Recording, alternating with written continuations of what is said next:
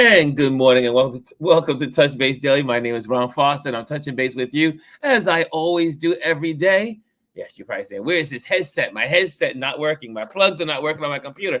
Don't know exactly what happened this morning, but that means we're going to have a great time together. I always say, my dad used to say when we were in church growing up, when the devil starts to play, that means someone's about to get blessed. Someone's about to get blessed. Chris, did I give you I thought I sent you the link. Okay, I sent you the link on Instagram. Okay, let me send you, let's see here. Let me send Chris the link. Invite Chris. I thought I sent that to you on Instagram. Okay. He's probably there. We go. I see Chris is in the audience. And this will be for later. And Mr. B. Sorry, not Mr. B today. It'll be just Elise and us. Okay, there we go. Okay. That's sent out. And so good morning, y'all. Sorry, all the technicals this morning, So this morning, we have a special guest, Mr. Butch Quick. And so we're going to dive into his work, his photography. And I'm so excited because he's one of the most amazing people I know. And I am so glad that the universe, God, all work together to put our friendship together and connect us. And he is just an amazing brother. And I cannot wait for you to meet him. And then we're going to dive in today after his interview and time together. We're going to dive into politics because Mr. Trump has told, I don't even say Mr. Trump, the orange man wants to kill Liz Cheney, wants to put her in front of a firing squad. Now, I tell you, well, we ain't going to go into politics right now because I have a lot to say. I have a lot to say about politics today. Okay, let me greet some folks. Hey, Chrissy. Chris R is in the building. She says, good morning. Aya is in the building. She says, grand rising. And Ron, Chris R, and everyone at TBD. And then we have for the bronze, Miss Chrissy's Corner. Good morning. And Chris says, good morning to all. Let me bring Chris on now because he is my partner in crime. What's going on, Chris? Good morning, sir. We do this together on Fridays. I see you having some technical difficulties this morning. Headset's not working. The email wasn't working. I sat there and said, you know what? That means today's going to be a great time. Okay. I'm ready for it. That means lots of blessings. Someone's going to be blessed today. That's what I always say. Hannah's in the building. Let me say good morning to Hannah. Jazzy Jazz is in the building. Good morning, beautiful people, she says. And as I take a sip, always mushroom tea. Always for Bryson. What's up, Ron? What's up, Chris? What's up, RLP family? What's up, CQ family? Welcome to the first month of November, and Halloween is officially over. And today is All Saints Day. So all the saints in the building say amen. And we have Brian in the building. Brian's in the building. He says, good morning. And that's how my day went. Yeah. Chrissy said, that's how my day went yesterday. Everything was off balance. Yeah, we have these days. And occasionally. Yeah, the universe gets a little crazy. And I have to tell you, it's been a little crazy.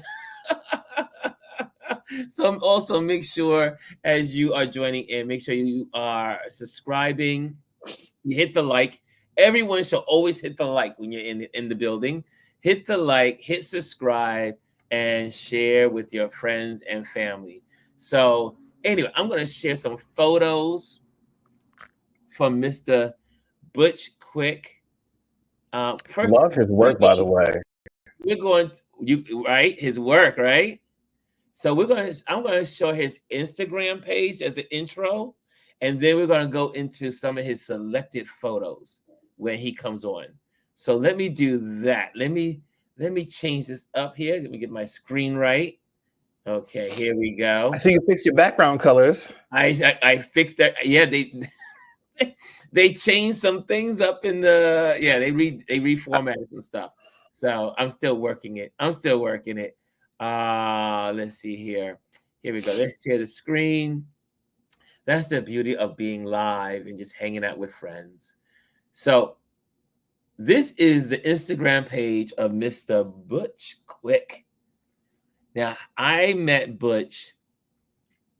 I don't even know how I met him. I just know I met him online. I know I was following his work. He dropped in his work was appeared.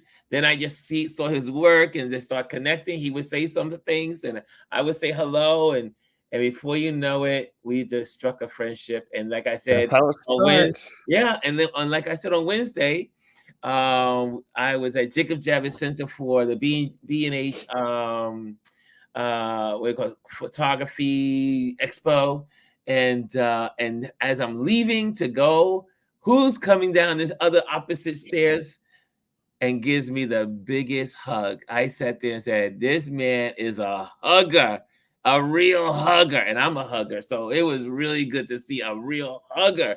There's nothing like a brother that can hug, and but a really sweet man and a great guy, awesome person. So let's check out some photos.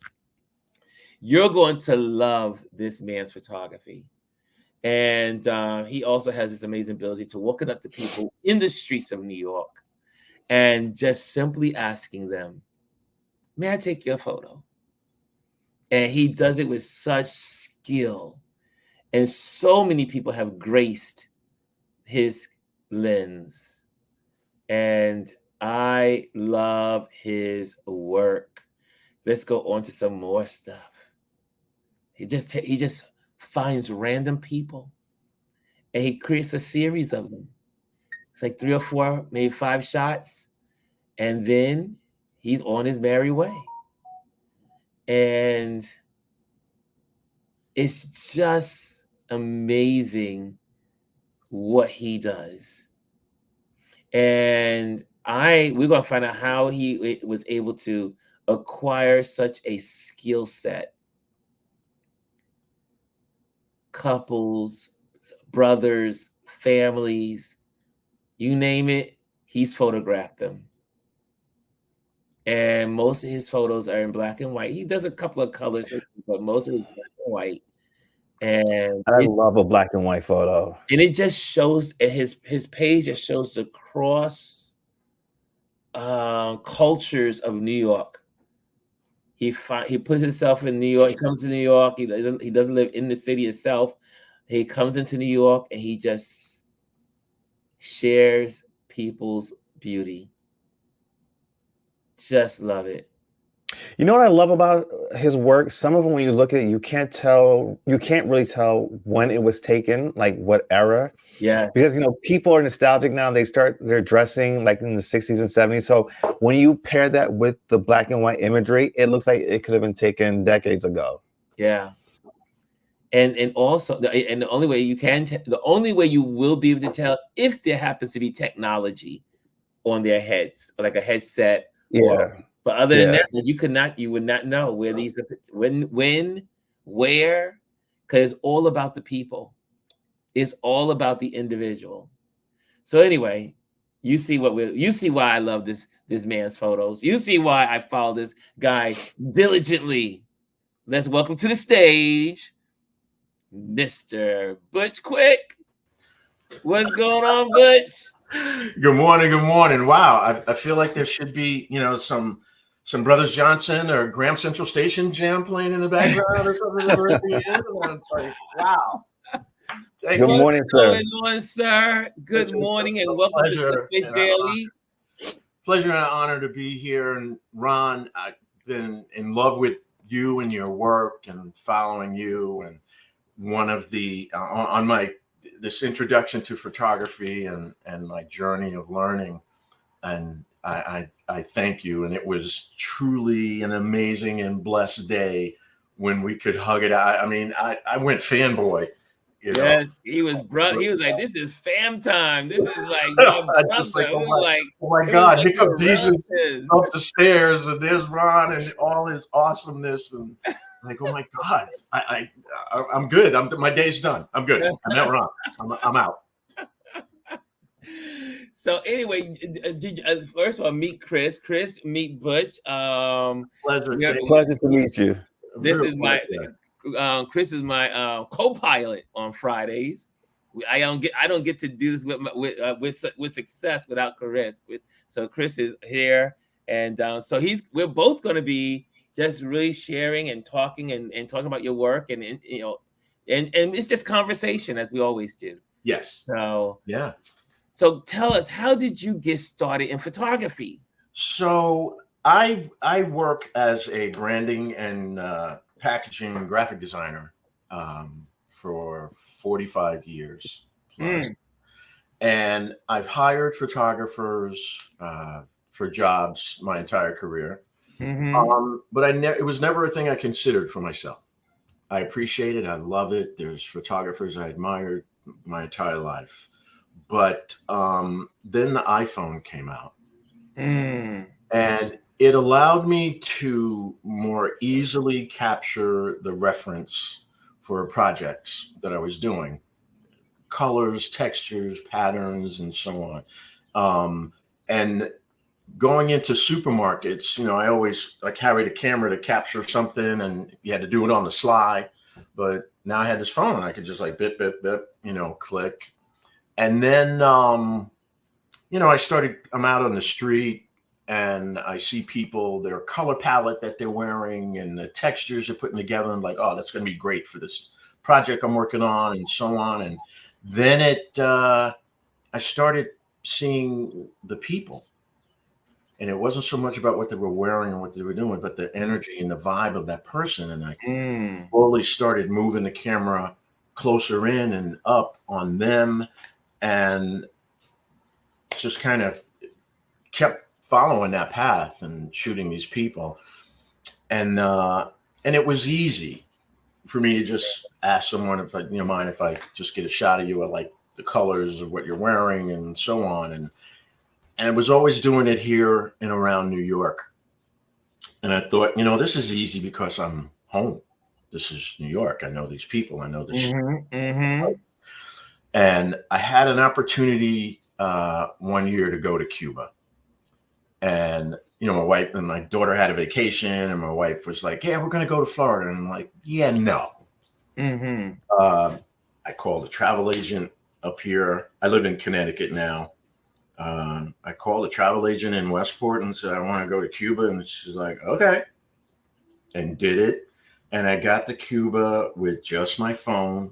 I think it was a 7+ or 8+, something like that. And I walked the streets for a week and just bob and weave. I had a guide, Yasser and his cousin Douglas, that picked me up in a 1945 Plymouth. 1945. Yeah, drove me around for a day. Yes. And, you know, I'm looking out the windows and seeing everything. And then the next day I was like, all right, great. I'll see you guys later. They were like, wait, no, you can't do that. You don't speak the language and you've never been here before. I was like, dude, I'm good. And that was it. 6,400 photos. Wow. Yeah, 6,400 photos. Can I say, on your smart phone? Yeah, I had an iPhone. That's it. I had an this is to encourage people out there that you don't have to get the big gear. No, to get great photos and pursue your dream as a photographer. It's a phenomenal tool. The camera, whatever camera you have, whether you have an iPhone or you have a Canon or you have a Leica, it doesn't matter. It's just a tool. It's what you do with it. You know, I mean, say that again. Say that again so the audience can hear you. The camera is just a tool. It does not matter what you have. My first photography show exhibit was about Cuba. I had 42 photos hanging in that show. The largest photo without any manipulation was 6 by 4 feet. That show went for 6 months and I sold the hell out of it. But it was that trip from Cuba that I saw what I had. I thought I had good stuff. A friend took an image that I gave him. Okay, gotta stop you again. Okay. I'm sorry to break you up here, but No. You're laying down some gems here. Yeah. You felt about your own work. Yes. You had some good stuff. I thought I found some good stuff. I was able to understand. You got to believe in yourself and in your work. Without question. The one of the most important things doing this, especially out on the street and especially how I work, you must have confidence in yourself. Yes. That confidence will allow you to make that step up to someone. Because if you approach them with fear, it's like animals out in the jungle. They can sense your fear. Prey and predator. Yeah. So if you are confident in yourself, what you do, and when you approach someone, then they're not afraid. They know that you're stepping to them with a purpose. Yes. So you must be confident in yourself and what you do, and be ready. Mm-hmm. Most importantly, you have to be ready. If they say yes, pick the camera up, boom, get that shot, go to work. That's right. Everyone is busy. Everyone out on the street, and especially the people that I shoot, they had a purpose to be out on the street that day. They were going somewhere. They had a destination to be. So them giving you those few seconds in their busy day, yes, is everything.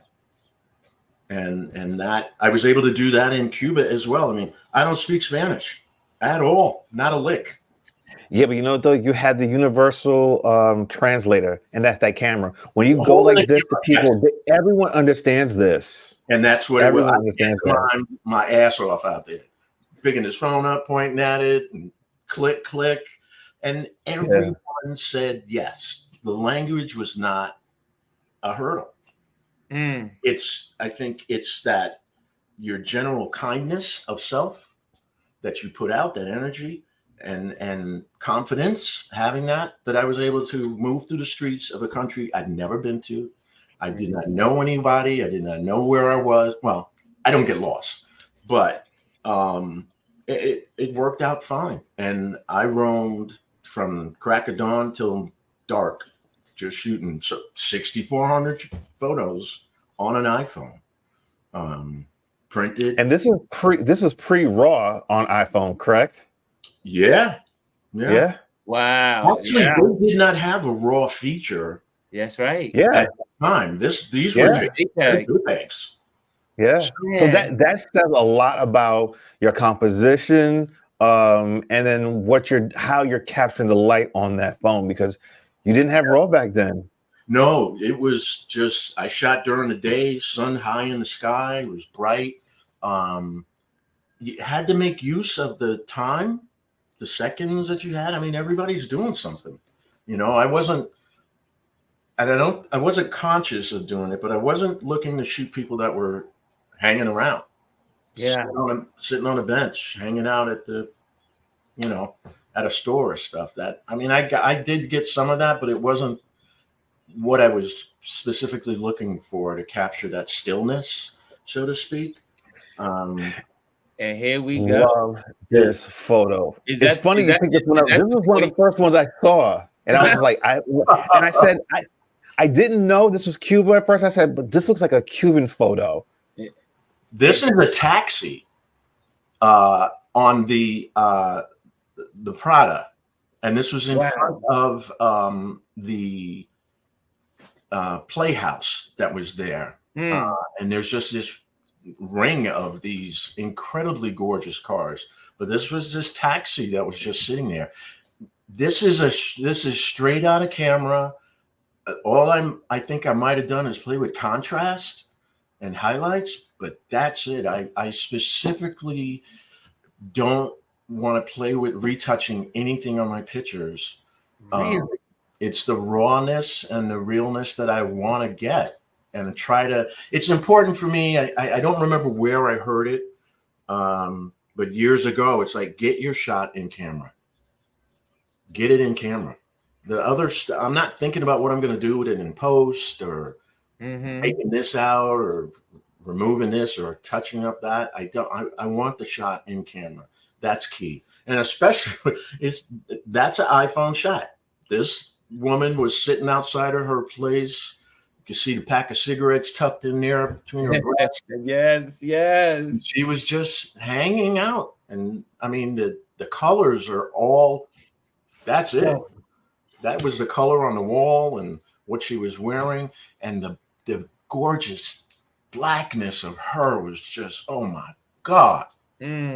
Just so authentic, so real. Everybody said yes. They were happy, to be seen. This guy was pushing a cart filled with these cookies and breads, and walking around in the streets and knocking on the door or gates of the home and offering it up like Avon. He was doing with the breads. Yes. Out there. Oh, that's him behind me. That's the shot. Oh, really? Oh, okay. Oh, wow. So, Mike, I have a question, because you have great composition in all your framing is really amazing. How did you learn your framing? How did you learn composition? I think that comes from the design work. That's right, because of your design background. Yeah. The brand packaging and graphic design, I think, is it's not something I think about. It's intuitive. It's intuitive. Yeah. Your composition is always so beautiful to me. Thank you. That's my guide, Yasser. I definitely get rule of thirds in all your photos. Yes, rule of thirds, leading lines. I mean, I guess it's not bragging or anything, but it's just, so I don't think about that at all, actually. But I love this shot. This shot is so, man, it makes you want to it makes you want to get on a plane and head to Cuba like right now. I have to say, it was the most, I had a sense of peace and comfort on the streets. No, I'm born and raised in New York. I've lived in every borough. There are places where I have to turn the radar on when I'm in the streets. I'm just aware, None of that was in Cuba. I just walked, and I was in some hood.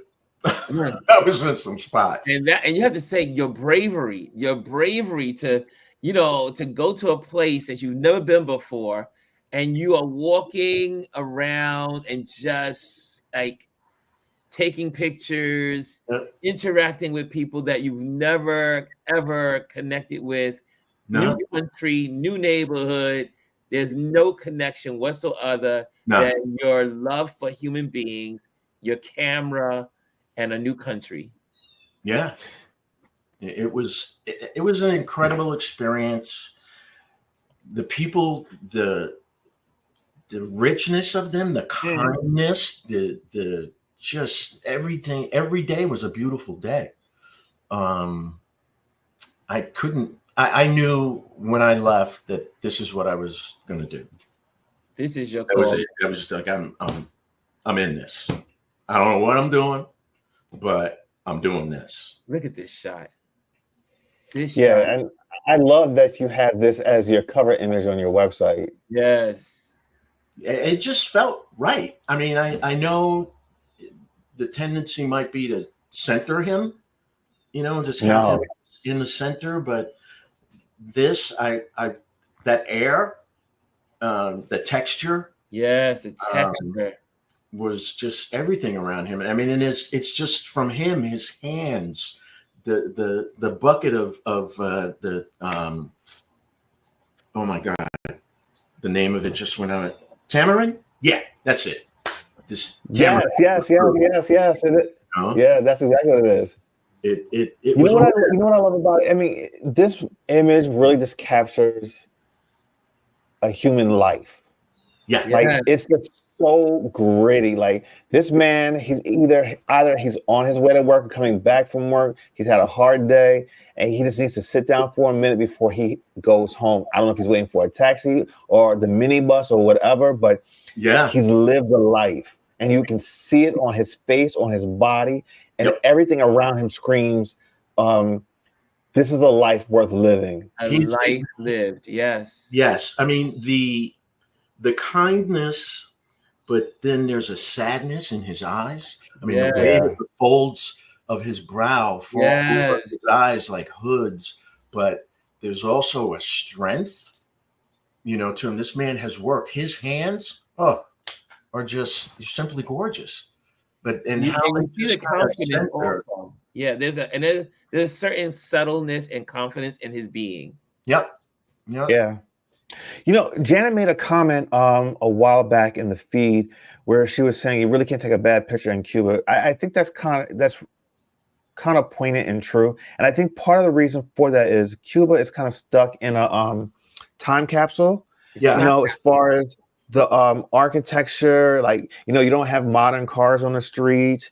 All the buildings are old and weathered, and it's like it's a moment in time that's always there. And when you know, if you ever have the opportunity to go this like yourself and you see that, like that's what you're going to capture. And then when you add the people in, there's just another layer to it. You know, for me, and so many people, you know, before I was going, was like, oh my God, the cars, you know, you're going to see these people's cars. I give rat's ass about the cars. They didn't mean anything to me. Mm-hmm. They were interesting. They were gorgeous design. The lines of them as a designer and creator, I appreciated what they represented. But it's the people.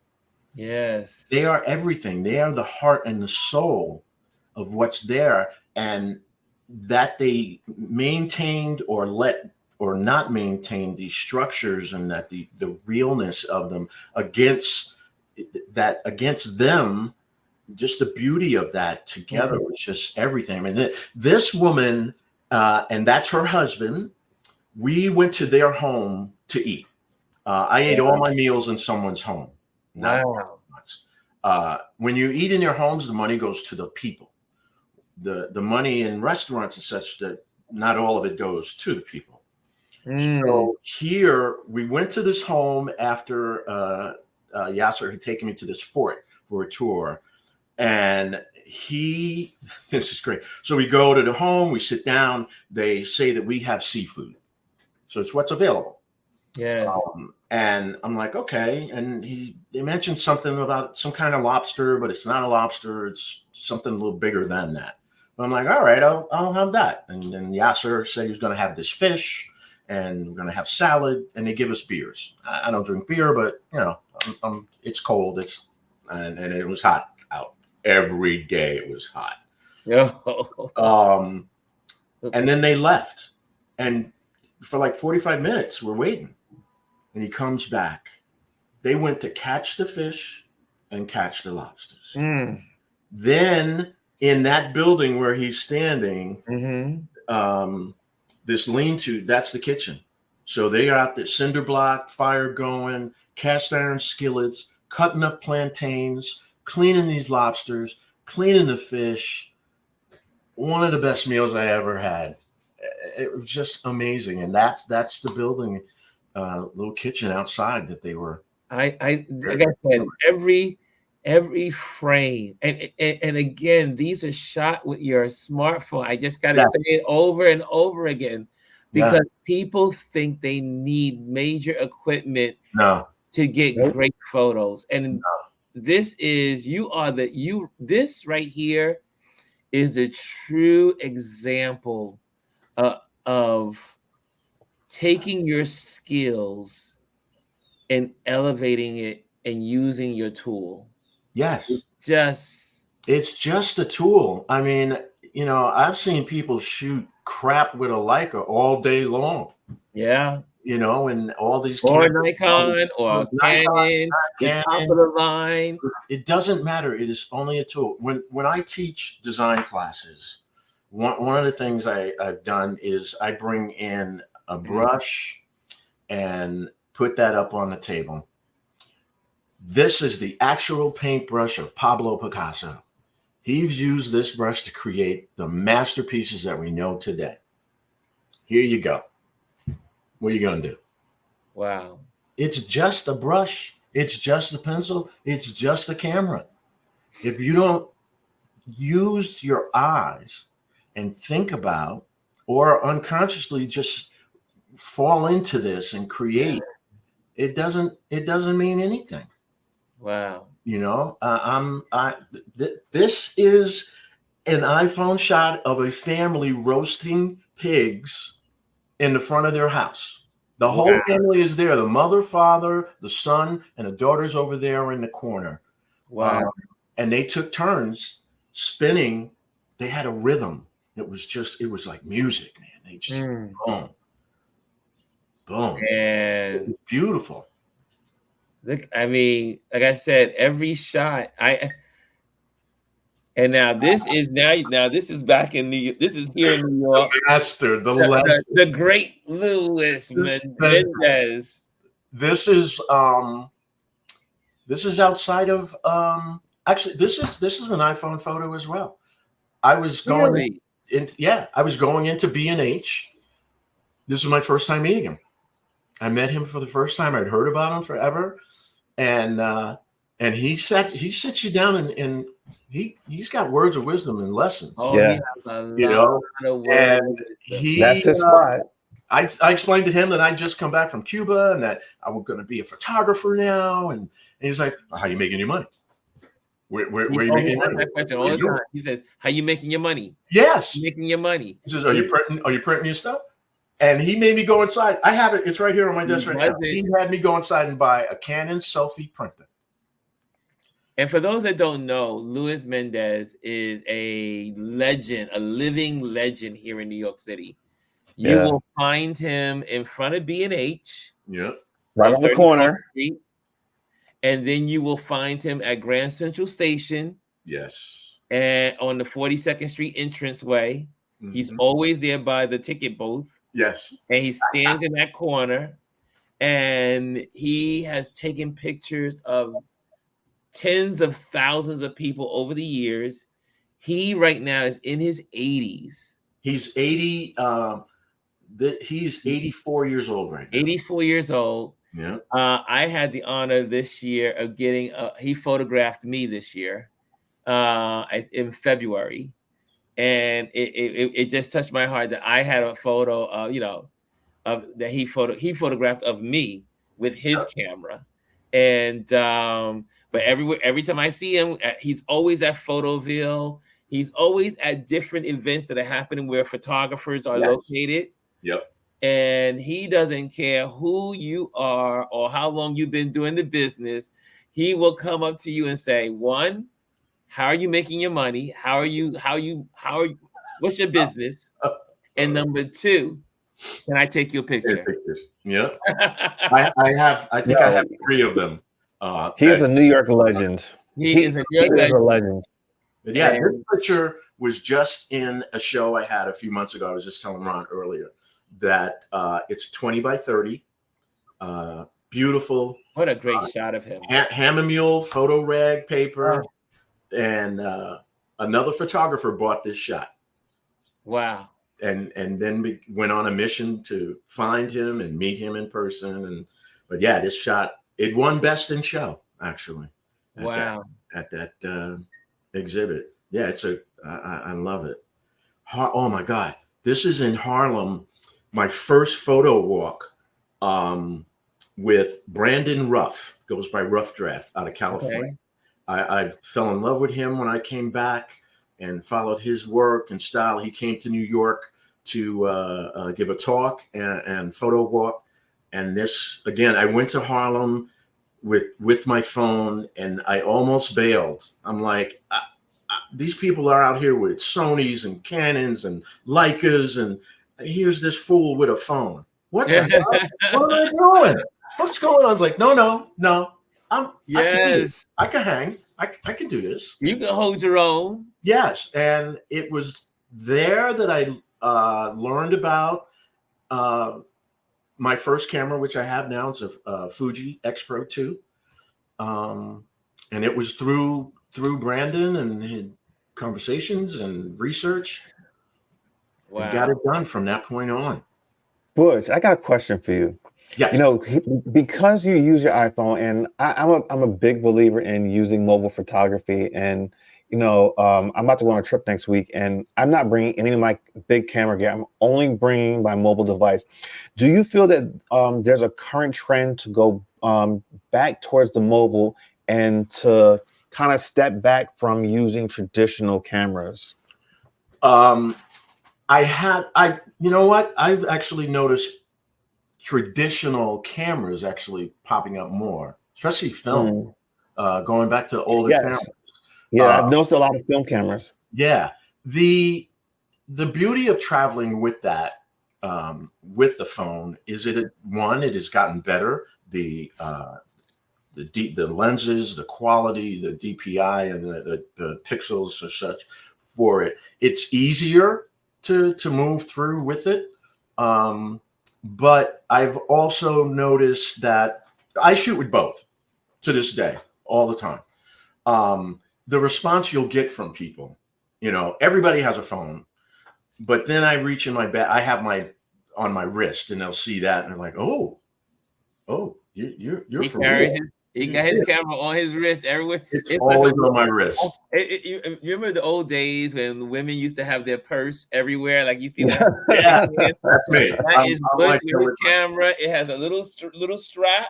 Yep. It's around his wrist. I don't. He maneuvers and he does his thing. I think if you always have your camera with you, so you always have an opportunity to get the shot. I do not leave my house without my camera. I go buy gas. I've shot people at the gas station. Yeah. I've stopped people in the supermarket. We go outside. I've shot them in the aisles. I do not leave home with it. There's always an opportunity. There are always interesting people, and just, you know, my feeling is everybody wants to be seen. To be seen, to be recognized, to be acknowledged. Yes. And it doesn't matter where they are. I mean, I have this fabulous picture you just reminded me of. I shot of this woman in Walmart. She looked at me like I was crazy for half a second, but she gave me the shot. I told her what it was about her that I had to please let me take this portrait. And can I say, I've seen you in action. I've seen you in action several times. First of all, the first time I saw you in action, I was like, holy moly, there's no one that this man will not talk to. Nope. So we had our meetup at the gallery to check out Gordon Parks' work. Yes. And we're in Chelsea. And then out of nowhere, he says, wait a minute. Excuse me, Ron, I'll be right back. And so we're all in the gallery, but we're all like in the front area of the gallery. And then he says, excuse me, Ron, I'll be right back. He sees this gentleman who looked like it was a magazine ad. It just his features, the clothes he was wearing, everything was like perfect. The lighting was perfect. It was like 4 o'clock, about 3 o'clock in the afternoon. And he goes out and literally takes a photo shoot of this man. I mean, within moments, just got to know him, asked him questions. How you doing? Like what you're wearing? Oh man, you look good. May I photograph you? And I was like, man, and he just does it with such ease and skill. And I have to ask the question because Michael Young, who we had on here Wednesday for our show, for those that missed Wednesday's show, you got to check out Wednesday's show with Michael Young, Jamel Shabazz, and Kaz. You know, Kaz. Oh, yes. Mr. Kaz. So Mr. Kaz. Yeah, Mr. Kez has been on here as well. You all have this unique ability. And I have to say, I've been taking notes and said, I've been like this. Now, Ron, you got to execute this. You got to execute this. You got to execute, because you guys have such an ability to connect with the public and just random people. But the way you do it is so, it's like, and all of you have it. All four of you have it. And there's some others. If you go to Soho, you'll see a bunch of photographers interacting with the community. But no one does it better than you four. You, the four of you, y'all go right on in. And but I mean, I literally had to see. I seen you and Jamel Shabazz in action many times, and so it is a unique gift. Where did you acquire it, and how did you know that was going to be your staple? I guess you say, like they say, repeat, do this. If it worked the first time, repeat it and do it again. Yeah. So, it's just, well, again, I think it comes from my design world, having to present to a client a concept, a direction that you're convinced is the right way for them to go. wow. They come to you needing a new look and feel. They don't know what they want. I have to come up with this thing out of thin air, and now I got to sell it in. I got to convince you that this is the direction to go. Now, you may love it, they may not. They think, yeah, but I don't like the color yellow. Well, do you not like the concept? And if the yellow wasn't there, you would then love it. So we go back and retweak that. And you have to have that confidence. Yes. I know what I created is the right direction for you to go. And here's why. Wow. So that same kind of, I think, passion, enthusiasm, plays into how I approach people on the street. I don't really think about it. I bring tools. I printed an expensive but beautiful business card. I've given it to you. It's square and the texture of it. So the square right away is different. So they notice that. But it's also part of the legitimizing me stopping a total stranger in the middle of the street. Yeah, you have a card. You have the card. Okay, there we go. The card. Camera. And again, it's all about being ready. Camera is always on my wrist. It's set. It is ready for that situation. I make sure when I move to a street where the light is bright, I got to fix my ISO, get my shutter speed right, get my f-stop in a place where I just make a tiny tweak here or there. Camera's on my wrist. It's ready. It's out. My phone is set to my page. So when I take it out, this is who I am and what I do. When they say the word, it's done. You are ready. Oh, he is ready. And let me tell you, and when he walks up to a person, we did lunch together. We had lunch. We did lunch in Soho, and we're sitting there at the table, and this guy walks by with this amazing outfit. Like he was like this soft-skinned, beautiful black guy, and he just comes down the street, and Quick was like this. Excuse me. He said, "Brother, that outfit is amazing." He goes, "May I photograph? Can I get a quick picture of you?" And then the guy was just like, "Yeah."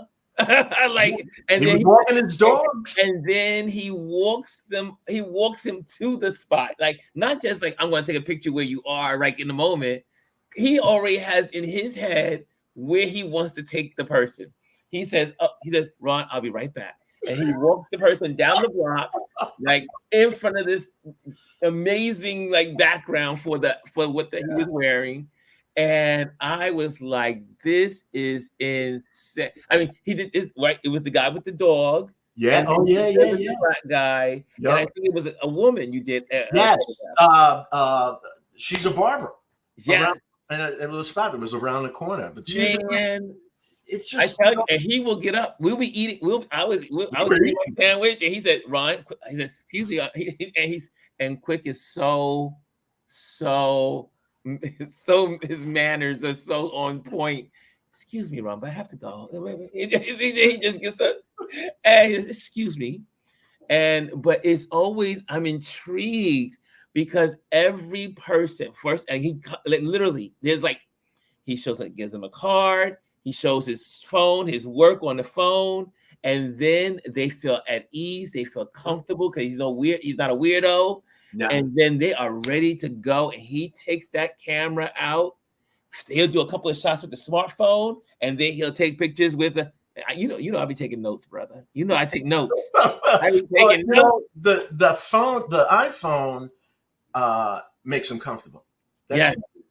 Yes. You got to get them to, because the thing that's most important to me is I'm not, because they'll all say, I don't know what to do, how to stand, and I was like, just relax. Just take a couple shots with the phone. They relax because I want them. Yes. Pose. I don't want a tourist shot. I want them. That gets them to breathe and just let it out.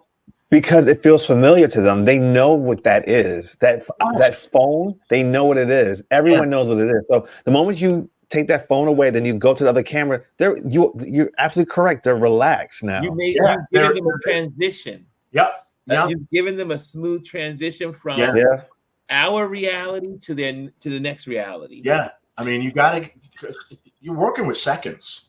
We don't have all day. They were going someplace. They were doing something. The iPhone disarms them. It's so. I mean, listen. I mean, you're saying exactly what I do when I'm on the road with these guys. Like when I'm taking photos after 7, whatever.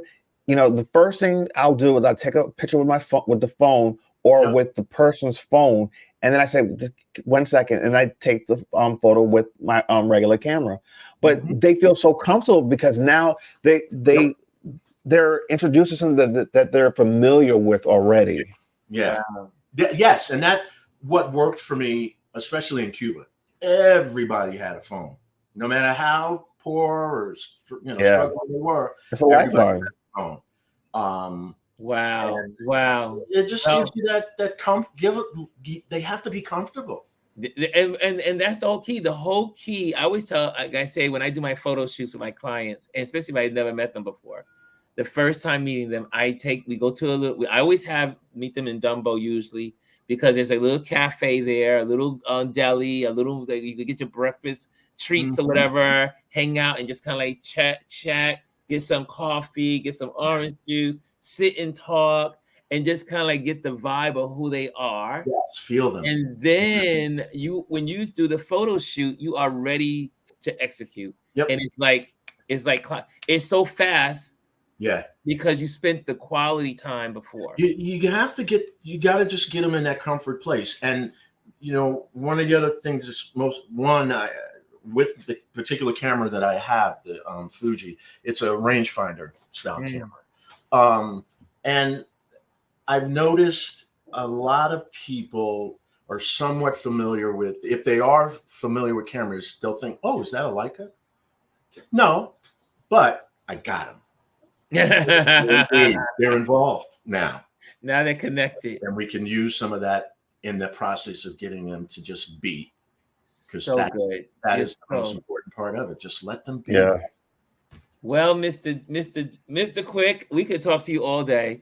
And I know we went a little longer than we normally would do on a Friday. Fridays is supposed to be just a taste, like a taste of who you are. So you have a photo. You have a show coming. I have a show coming up. It's in Connecticut. It's in Connecticut in Ridgefield. It's at the Meeting House. It's called in Ridgefield on Ridgeberry Road. Myself and another photographer, Andrew Graham, incredible black and white male nudes and sculpture. Stunning how he captures light on them. And just, oh my God, I want to grow up to try to be like him and shoot like that. Wow. So that opens on Sunday. And what's the address so that people can know where it is? It is 602 Ridgeberry Road in Ridgefield. Ridgeberry Road. That's Bury Road, Ridgefield, Connecticut. Connecticut. Yeah. So guys, so that way, if you're in the area, you're in Connecticut area, you're in the Bronx, you want to ride up to the Connecticut, this is worth going to see. He is Butch has taken time out because he's been hanging photos. Yesterday, was it yesterday? Or yeah.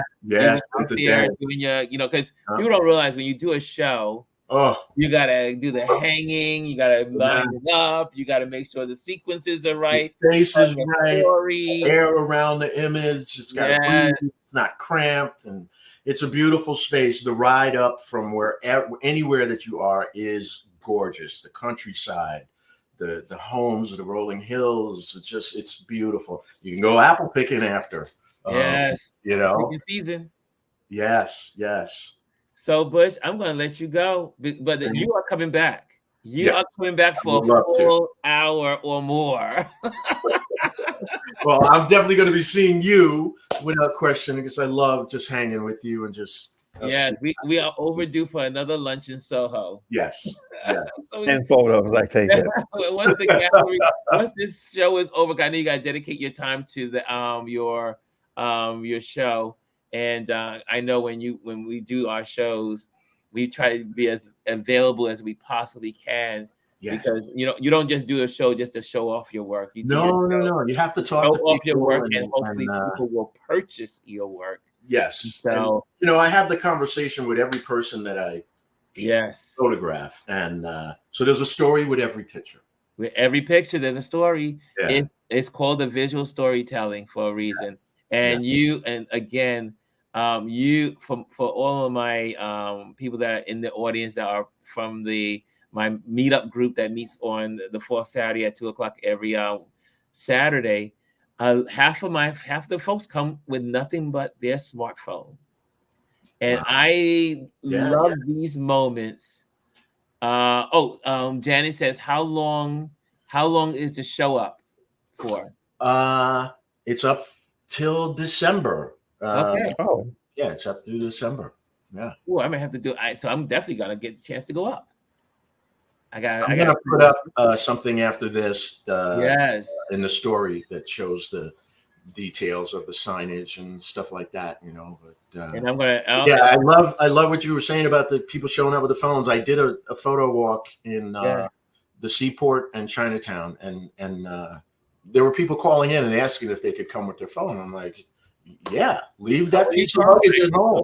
Bring the phone. Bring the phone. Bring your tool. Come with your tool. Yeah. Come with your tool. Chris, you got any last words for Mr. Butch? It was a pleasure meeting you. I'm loving the work. I'm going to try to make it up to Connecticut to see the show and support. And I look forward to having conversations and meeting up with you eventually one day. Yeah. You come out to lunch with Ron and see me leave my food on the table. The next time Chris is in New York, I will make sure when Chris is in New York, and we'll get it done. Because absolutely. I mean, I only surround myself with great people.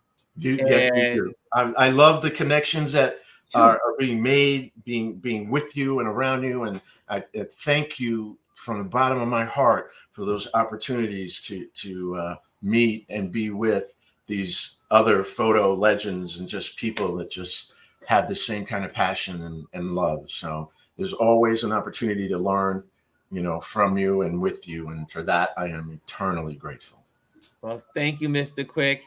And you will be on soon again, because we love these conversations. So thank you so much. We're gonna let you go because I know you gotta do your thing. You gotta get back. You still got work to do at the I'm going to pick up the promo cards today.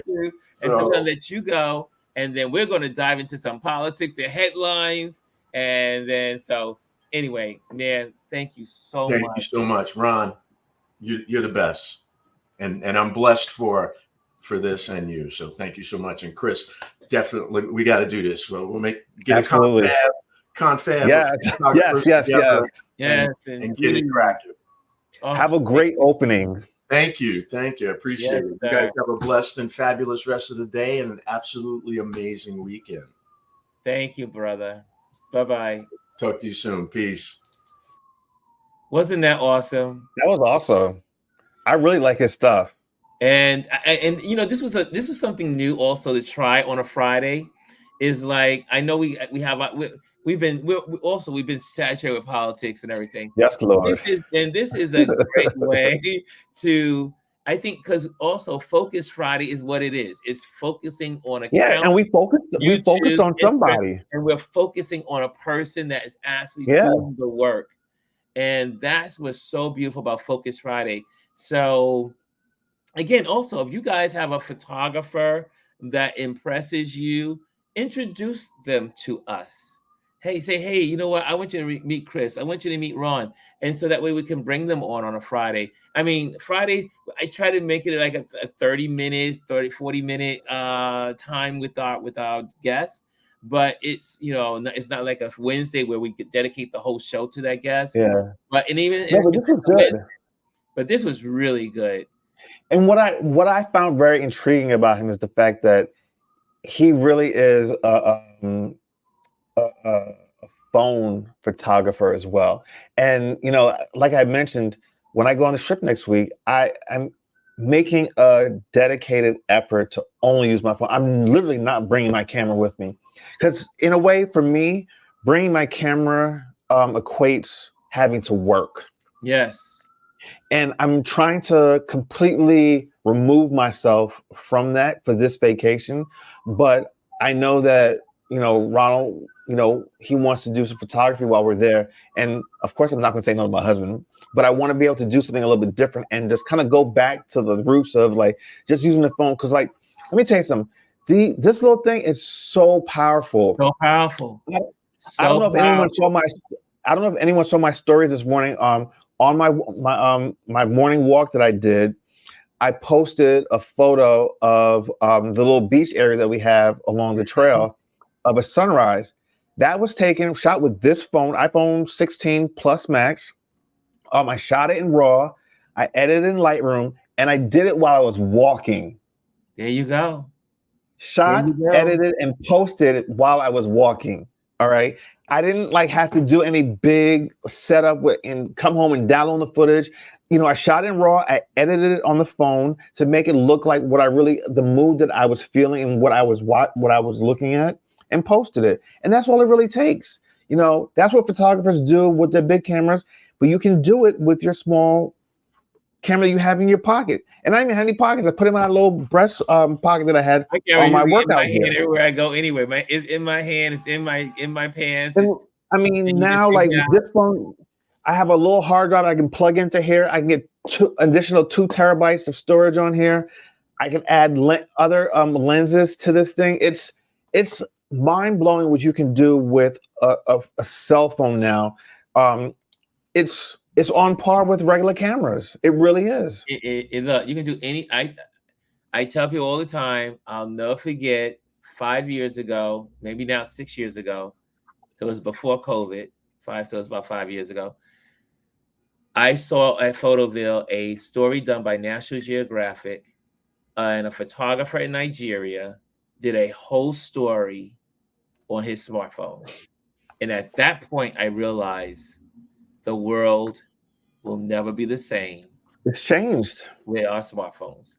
So there's a couple of headlines that are going on. I have to go here. I have to go there. Trump calls for the execution of Liz Cheney. Trump, let's put her with a rifle standing there with 9 barrels shooting at her. Now, you know what's you would think that would be on the front page of every newspaper, every news media would be that would be this non-stop talked about all day today. Biden said that. If Biden or Kamala Harris said that, they would have asked them to withdraw their candidacy, to investigated. I mean, all of the things. But because this man says it, I don't know why he is able to just get away with every little thing that he says. And he says it, and he knows he can say it and get away with it. And he'll just say, "Oh, I was just joking." Like, no, you're not, because what you're doing is you're giving someone permission to go and do that. Yes. That's what he is doing. Hi, Elise. Hi, how are you all? It's so good. You know, we can't have a Friday without our Lees. Look, I was listening to all the camera stuff. I was like, what's raw? What's all that other stuff Chris was just talking about? I don't know what raw is on my iPhone. That's what I use most of the time. It's just it's a format that you can shoot in, which allow what. So let me just give you a brief definition. It preserves all the details in your photos so that you can go back on the back end and adjust them. So basically, it's kind of like having your camera in front of it the entire time while you're editing. Basically, it allows you to make those minute and major adjustments. So, say for instance, you're underexposed when you took the photo. You can go in and go into the shadows and turn it up, and it'll only touch the shadows. It won't touch anything else in the photograph. So anything that's like dark and shadow, it'll boost up the light a little bit. So, and you can do that with highlights. You can expose the brightness overall. You can just target it on little areas. It's just a format. So JPEG is so JPEG is compressed. RAW allows you to edit the entire photo without losing any integrity of the photo. Yes. Okay, I remember that. I'm going on my trip next week too. Yeah, you'll both be away. I know. I'm telling if anyone wants to be co-host next week, let me know. We got two weeks. Panel slots, and we got Chris will be gone for 2 weeks. Yes, Chris is 2 weeks. Yeah, I get back. And you're 2 weeks. Yeah, well, I'm a little over a week. Okay. Not quite 2 weeks, but a little over a week. I don't know how you can do Ghana without doing it for 3 weeks. When I'm in Ghana, they be like, Ron. I'm looking forward to hearing about that on that trip. Oh, yeah. Look, I plan on being adventurous out there somewhere. And if you happen to get I'm going to tell you how to run your trip. Here we go. Is that I don't know if you I have a dead phone. This is my travel phone. I have my travel phone and my regular phone. So this phone usually connects to Wi-Fi wherever I go. And if I need it in emergencies, it's there. So I have 2 phones.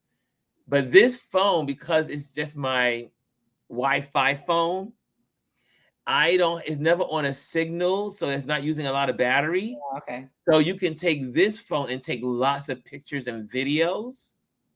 And it will be in this phone, and then you can upload it into your, it'll be there. And then when you get to your hotel or wherever and you get Wi-Fi, then you can put it onto your Google or whatever, and it's in the cloud. Ron, yeah, we are the same person. Look, I'm not that fancy. I just have one. Okay. So even if you use one phone, when you are out and about, take your phone and put it on airplane mode. So that way you're not using power and use it to photograph everywhere you go. And if you want to do some video, like Gwendolyn likes to call it B-rolls, get a little B-roll here, a little B-roll there, so that way you have it. Because you may not see the purpose now, but later on, as you begin to be more visible online and on YouTube and sharing your stories, you're gonna want those video clips and go back to them. So think I know I'm giving you instructions. But we get now you're teaching. Now I'm the teacher. As you are traveling, take 30-second clips. You don't need to be long, just 30-second clips here, maximum 60 seconds, and just little clips. And then do your thing. And then when you get back to your hotel, then you do your stories. If you want to go online, share with the world. Say, hey guys, I was here. Because I'm going to be tuning in. We will all be tuning in. So just let us know. Anyway, just let us know. So back to Trump in this statement. Back to 45 in this statement. 45 and his.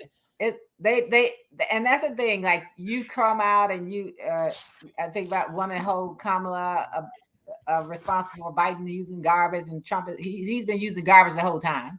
But you'll hold him accountable for that. Now he says there should be some kind of law or something. There should be something out there, and every news media outlet should be talking about this. It should be in the paper. It should be at every place because it's just like screaming fire in a movie theater. Like that's what it should be. Right. That level. He's very specific. Yeah. How it should be done. It's like who does that and why they gotta do that? It's like Joy Reid said yesterday. She said, "Now this is some sick sugar honey iced tea." And she spelled it out. See, I mean, this is some sick crazy. I said I had to respond. I took Joy. I'm always reposting Joy stuff, and I said, "This is beyond sick." And it's a death people threat. wonder why we are where we are. Why we have to have lockdowns for people to vote. And I don't know if you all have seen the clip where he has this campaign in the swing states. Yes. Where it says kill them all. Yes. And it says that it's approved. Oh, but it's not so bad because his son is in there somewhere. No, you all put all of those people in there and say kill them all. And it's crazy. It's insane that the media, and the complicity of media, the mass media, the major media outlets are just letting this stuff just go and go and go. And no one's saying this man is not qualified to be a president of anybody's country. And so when you have things like that, let alone a company, anything, nothing, dog catcher, or the driver of that garbage truck, none of that. No one would put this man. No. If a Democrat did any of this, if anyone on the Democrat side had done this, it'd have been all over the world. Everything.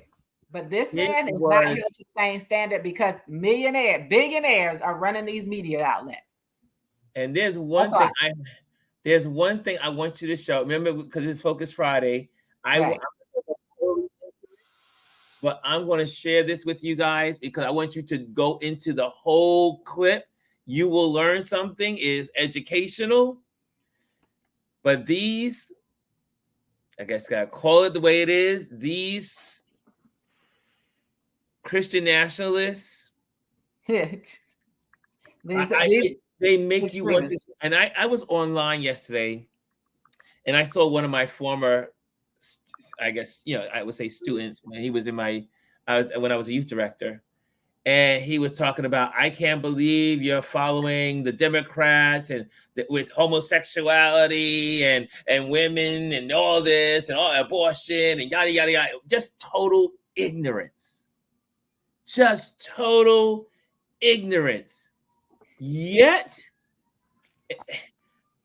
I am sometimes I just sit there, I shake my head as a believer, and watching these people in their conduct. But I have to share this one, because this one, let me tell you, I'm going to get rid of Liz and this thing here.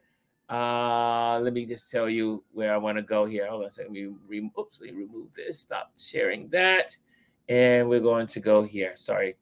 But it is the insanity.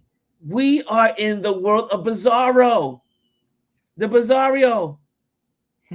Guys, if you have not seen this, I thought this. If you haven't, I mentioned him before on Focus Friday.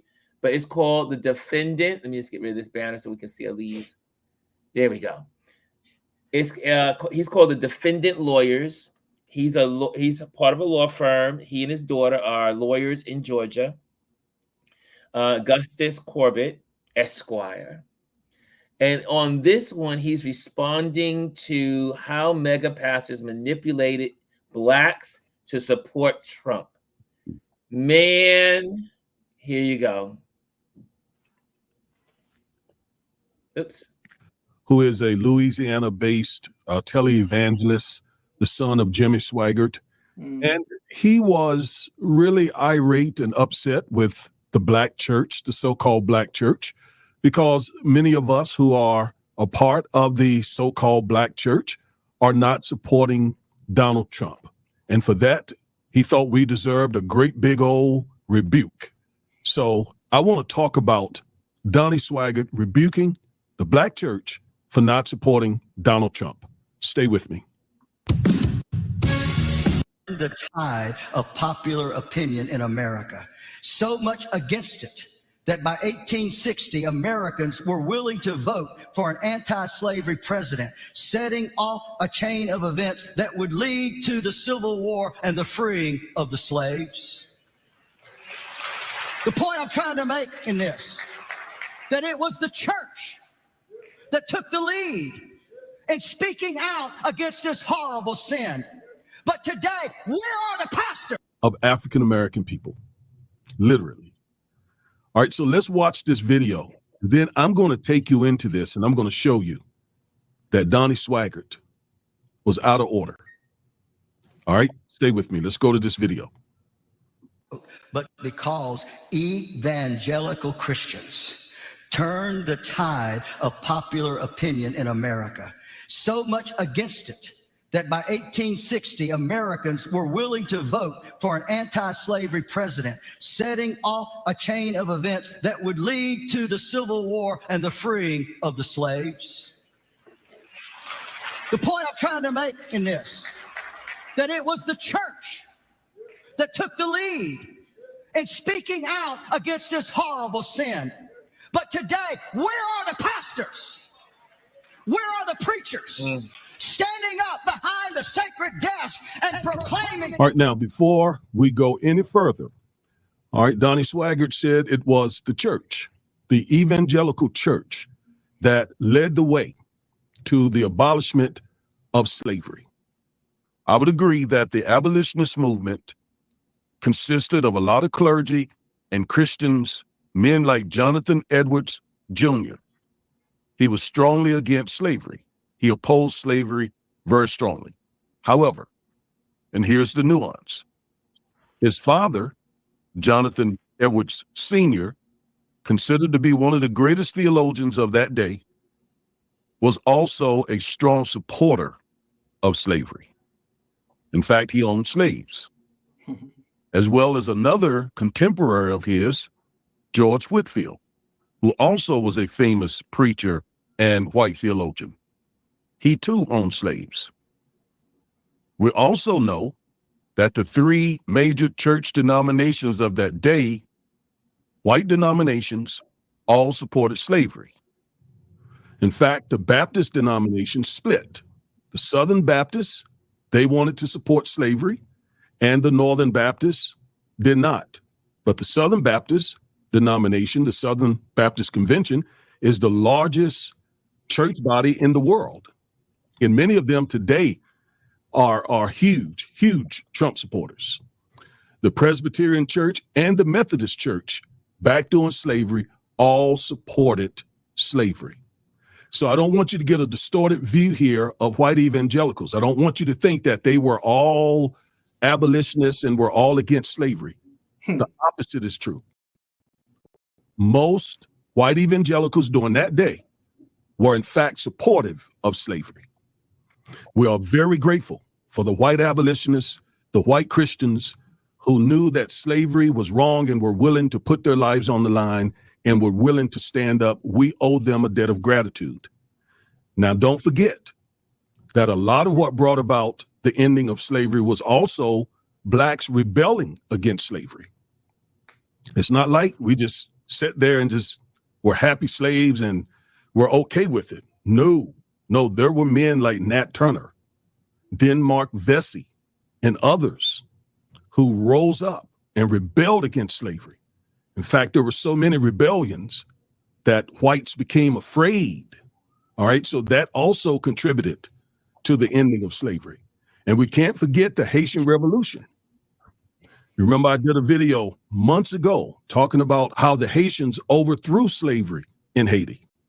They won a battle that consisted of many European nations. Last year, we introduced the Juno for the first time, and it did so well. So you have to go through it to see the rest of it. Yeah, I've seen it. Oh, you've seen it, Elise. It is, he lays it out so well. And but again, I was watching the tape. This came out also a couple of days ago with Danny, whoever's name, Swagger, Jimmy Swaggart's son. Right. And you're seeing some of his black parishioners or whoever's in his church, say, screaming out, yelling, amen, and all that other stuff. And they don't realize that they're saying they can't be with this guy they can't be with Kamala because she's for women's rights, abortion, against, she's for abortion. But again, these people don't understand it's not just abortion. This is called women's health care. Right. And they paint these people, they paint the Democrats as evil. He goes in this preacher loses his mind, calls them the worst of the worst. He's horrible. Horrible. Yeah. But his father was horrible. Yeah. These people are white nationalists. They do not care about Black people at all. And again, like you'll see Mr. Augustus will talk about in this video later on. He says they are talking about the Black church. And he brings up the point, there would be no Black church if the white church was doing what they were supposed to be doing and loving people and loving the refugees, loving the people. Right. He goes into and breaks it down, but it's something to focus. This is Focus Friday, and I always want to give you accounts that will bless you, encourage you, and inspire you. This is one of those accounts that I think, because he's a lawyer, he's a pastor, and he has such a balanced tone when it comes to law and Bible and scripture. And I just thought it was really good and profound. I said, I got to share this. I got to share. I can go on. I mean, the whole thing is amazing. He breaks it down. Yeah. And what's interesting about Swaggart's comments is he starts at, how they help, they fought to free against slavery, right? Right. He didn't talk about the fact that Christianity was used to enslave people. Yes. It was used to justify the enslavement of people. Yes. That organizations such as the Klan claim to be Christians, but they're racist. Yes. They're white supremacist groups. And their basis is on that part, how they use religion to enslave people. He's not going to talk about that. And then to have the audacity to tell Black people what to do. Yes. And so to tell Black pastors how to speak. You have some Black pastors who don't take the same liberty that they do. They're like, we may lose our status, our tax status, if we speak out. But they don't hesitate. What are they doing? Are they for profit? He's right. But that's why I love some of the Black pastors that I follow. Like okay, so no, that's not your business. You can't tell them what to do with their body.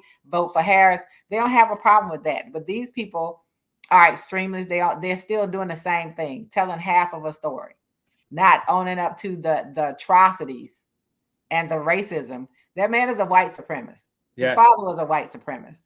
And when we try to label Christian, that's why a lot of young people, that's why people now are saying, I have a relationship with God and Jesus. I don't follow established religion. Established religion. I mean, you look at like Whoopi Goldberg. She said, I believe in higher power, but I don't believe in what she says, organized religion. So anyway, I bring that point up because it's going to get wild for the next couple of days. We got 4 days before election, and it's getting crazier and crazier. I mean, I'm not surprised by anything that Trump says, but like someone mentioned early in one of my feeds on Facebook, it's not about, a lot of this is not about Trump. It's about us as a country. It's not about Trump. It never has been. The people that follow this guy, it is, I don't care what your religion is. I don't care what you believe in and all other stuff. But your moral compass has to say something is wrong. And if your moral compass is broken, or you have ignored your moral compass for so long that it becomes, like they're saying, it becomes callous. There's a callus that forms over your intuition, your sensitivity to others. It's not even about Christianity. It's not about Bible. It's not about any of that stuff. It's about what's right and what's wrong. Right. And we all are born with a little bit of, right and wrong. Absolutely. We know that kids know when they do something wrong. When they're in the courtyard, when they're in the sandbox, they know when they do something wrong. Right. You don't have to. I mean, we are intuitively know that something is off. Right. And I am these next 4 days. Lord, I can't imagine what I mean. It is going to get crazy. And it really is about the people. It really is about the people. It's the people. It's about understanding that there is a double standard. Yes. That as he says, he can be lawless, she has to be flawless. Yes. That's probably the best statement that I heard. And I kept trying to remember from that Black Man Summit what Michael Ealy said that I needed to remember. And I saw it again today. He said, I want you to look at these candidates and which one of them will pardon the person who killed George Floyd. Yes. Yes. But I want you to look at these candidates. Yes. And ask yourself, which one of these ones, and Black folks who out here saying that, who were outraged during that time, and now are saying they're going to vote for this man. Any human that was outraged at that time and saying they're going to vote for this man, ask yourself, which one of these candidates, when they are elected, will pardon and free the man who killed George Floyd. That was one of the most powerful statements I heard in that that came from Michael Ealy when he was talking. I said, I said, you never think about what that would be like. And I'm sure he will. I'm sure he would if given the opportunity, because he wants police officers to have total immunity. Here's something I want you guys to see that also, I think, again, remember, we're talking about, this is Focus Friday. So it's always about accounts that are going to bless you, encourage you, inspire you. Yes. And also because we're this is the last weekend of heading the road towards the election. Here's another one that was really, here we go. It's another Reverend Jamel Bryant. I love that. I love when ministers of the gospel truly teach biblical, moral principles. Here we go. About what it is that it means. You're one of the most consequential figures for our generation in one of the most critical regions, and your voice is so necessary from that depth of experience that you have and wisdom to really speak it and to take it on. It ain't just in Duval, but it's happening. It's happening all over, and you've got to highlight it. And so I would encourage you to go on those spaces, because they not letting me and Angela come. Well, because you brought up fentanyl, Pastor, I want to make this point about fentanyl, because that is something that the right actually does bring up consistently around fentanyl, and they try to link it with the immigration status. And so I just want to offer some information there. The largest known group of fentanyl smugglers is actually not made of immigrants crossing the border. They are Americans coming through legal ports of entry. So more than 80% of the people sentenced for fentanyl trafficking at the southern border are U.S. citizens, and that's according to U.S. federal data. Just so we're clear. I'm quoting you Sunday. Well, I have a question for you guys, because I want to stick with this theme of political violence. Is my assertion, I think we're focused on Garden rally with all the racism. And it's like, were you guys not paying attention the past 10 years in the media landscape? It's nothing new. I just want to play some sound from one of his rallies in 2016. And this is all Nat sound that you will hear from attendees. And I'll try to talk through it for the people who can't see it. Nick, let's roll that clip. You're making me leave, all right? Because I chose to be Fuck Islam. Fuck them. Fuck Islam. God bless Donald Trump. You're not taking the shirt off. I did. Fucking A, baby. What's your problem with Trump? The Constitution says that religion is a right to Muslim is not a religion, partner. It's an ideology. You don't come and talk about America. You're going to support Muslims. Good luck to you. Obama doesn't need it. Tuesday, go to the polls and vote for Donald Trump. Our president has divided this country so bad. Fuck that nigga. There's a group out there, just throw them the hell out. Get the fuck out. Get out. Get out.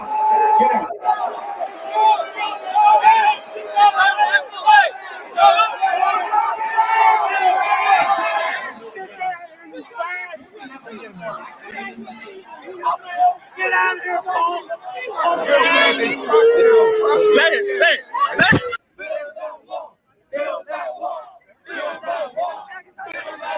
It's in the ambassador's bag. I'm sure that paperwork comes in Spanish. Ignorance and immigrants, they mix together. Woo! So that's from a rally in 2016. If you're listening and not watching, it was constant scenes of violence. If you didn't hear some of the things they were saying, they used the F word, rhymes with rag. They said F that nigger, referring to President Obama. So I just want to punctuate the point. What we're seeing is nothing new. We have this has been consistent with his rally. So it was very disconcerting to me to see the media handle Madison Square Garden with shock and awe when this is what has been consistent at Trump rallies since 2015. Again, this is from 2016, almost 8 years ago. So I just wonder what it is that feels different. And just curious, you guys' thoughts on the landscape. That's Angela, Andrew, and Pastor Bryant. Would love to hear from you. So, I mean, did you guys, that footage says it all about a Trump rally. Yeah. This, I mean, again, like she's saying, Madison Square Garden, it was just another rally. It was. He said it was a love fest, right? It's a love fest. A hatred. It's a love fest. But anyway, I bring this up. I mean, there's a whole lots of stories going on in this clip. But again, this is called Church at a Crossroads. Jamel Bryant does talk about the church in here. When I was 12 years old, my friends. Make sure you go. I'm going to put that in the link as well, and you guys can see it. And it goes into the church, and it talks about Christians, and it talks about being on the right side of history. And but it's so necessary. And I'm just like, this is the last weekend. Exactly. Jack. And it's going to probably get really ugly. I can't believe it's Friday. It's going to be ugly. And the thing is, that it's funny because people talk about, they'll come to Kamala Harris's rallies and they'll disrupt a little bit and she'll say something, but she's never said take them out, right? Yes. They won't go to his rallies because they know what will happen. They know if they start yelling and screaming, somebody's going to drag them out. They're going to be attacked. There's going to be violence there. So they come to hers, and that's what's been happening. Like, and she'll say, "Hey, you have the right to protest, but right now I'm speaking."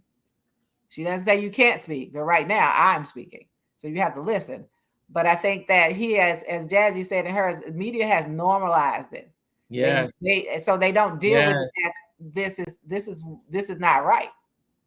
It's not normal. They don't hold him accountable. And I'll continue to go back to the reason they don't do it is because who owns media?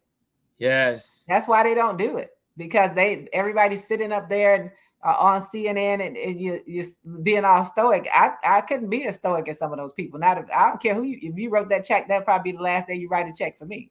Yes. Because you want to say what I have to say. But that's our problem. And it's not normal. It's not a normal, as they said, some people have said, oh, they're treating this like it's a normal election. It's not. And he needs to be held accountable. And as Jazzy also said earlier, this man has been convicted of 34 felonies. And he just threatened somebody. More on the way. And he's just threatened somebody's life. Yes. And no one's talking about that fact. And no one's saying that this man. I'm sorry to interrupt, but you're hitting it on the nose. This man just threatened someone's life. Right. He is technically out on parole. I mean, he's not parole, but on on bail. I mean, if he says something that's wrong, he can be put in jail. Right. And so he's just nobody. So no one that the justice system is not holding them accountable for it. Somebody needs to just snatch him up. Don't right now you need, and I'm gonna say this, and it's not that it may sound sexist on the side for women. You look at the ones who challenged him the most and been the most effective have been female lawyers. All of them. The ones that have held him accountable have been female. Yes. And everybody keeps talking about what women can't do. There have been women across this world who have effectively run countries. Effectively done a great job. Until they decided they were done with their job. They made a decision. And not third world countries. We're talking about major countries, Germany, Australia, and the list goes on. Right. And so Mexico.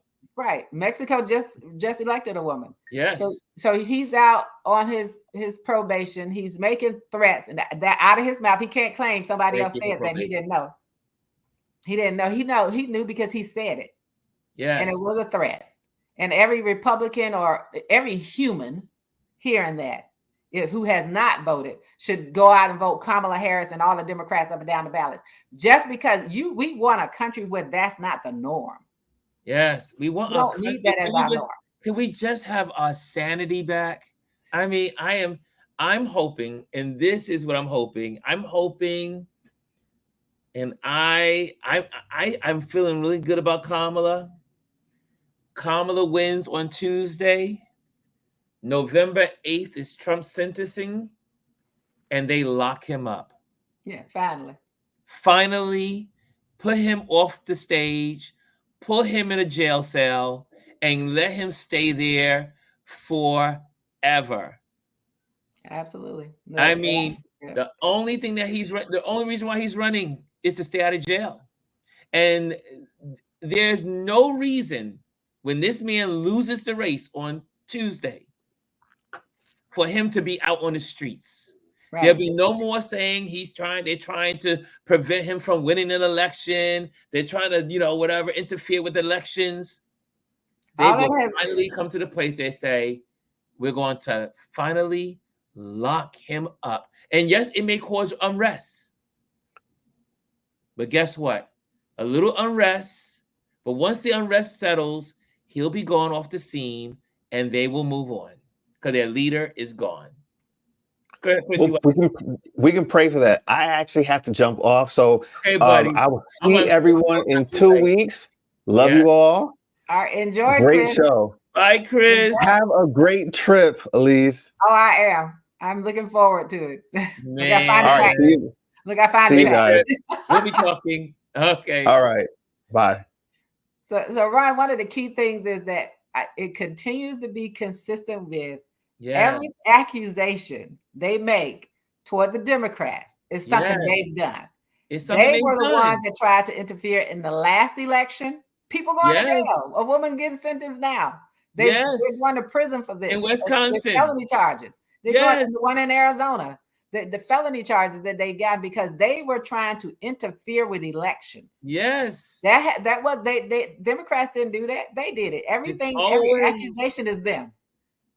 They're the ones that's doing it now. Like my husband, I think my husband was talking about this man who they had a video of him interfering with people's ballots. Yes. Working at the polls. Yes. So you got them trying to do it. And then you already have the ones like the 3 he named down in Georgia who wants to say they're not going to ratify the election in the state of Georgia because it's 3-5. I was like, I'm sure Kemp intentionally did that, but they already have these people that are in places, and that's what they're saying. Oh, we got our people. They have consistently interfered with the election process. Yes. And so that's the problem. That's the problem that we have. And as you said before, we have to understand that this is about the people.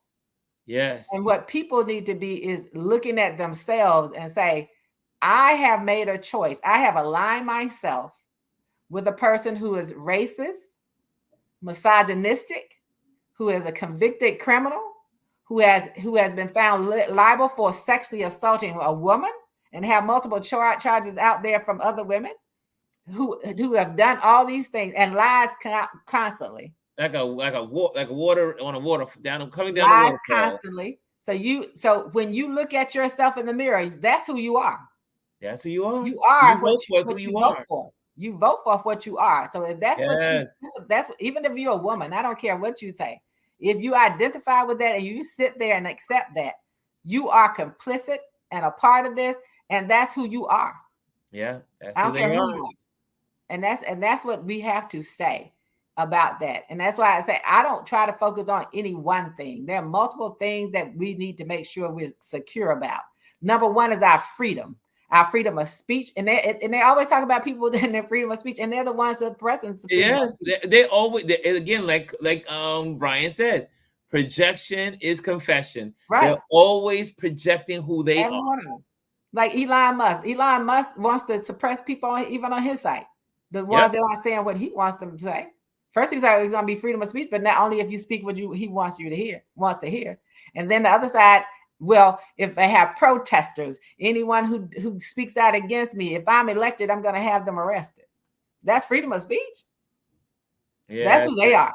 Everything they say, that's who they are. Hard to keep a friend who votes that way. Look, I told people, if I know that you are a Trumpster, I will never trust you. I will never. I know they say, Ron, that's extreme, but it tells me something about your moral character.